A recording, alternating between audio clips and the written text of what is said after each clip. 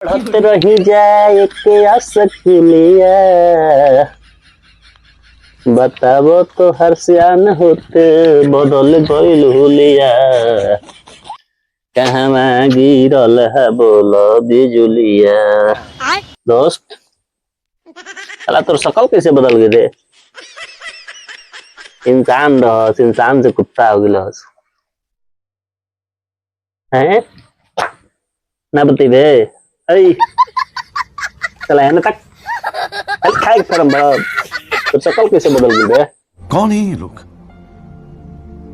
बचपन से में तो आते इंसान हैं? दोस्त तू चला खाली बिस्कुट खाए मजराई लो बतावत नहीं खे बोल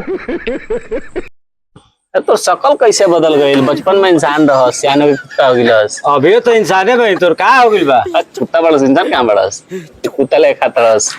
खियाओ त प्रेम से त खात तोर का भइल हम कुत्ता तो लोकत ने हमारा तो तू कुत्ता लुकत रस। का भइल इधर चश्मा लगा के देख तोर हम कुत्ता लोकत ने हां डर तोर आँख खराब हो गइल बा पावर वाला चश्मा देख बढ़िया से हाँ बताओ सुनील बा तू हंस सब अबे ले कुत्ता कुत्ता कइले बड़ा हमारा के कुत्ता ना राम सही जा कुत्ता बड़ा तो नाम बनी तो चश्मा में चलते बिल ना तब कबे ले कुत्ता कुत्ता कइले बड़ा चल भाई, जा बचपन दे। के याद ना रहता तो बड़ी मार मरती माफ हमारा कर दे भाई, माफ कर दे, गलती हो गई।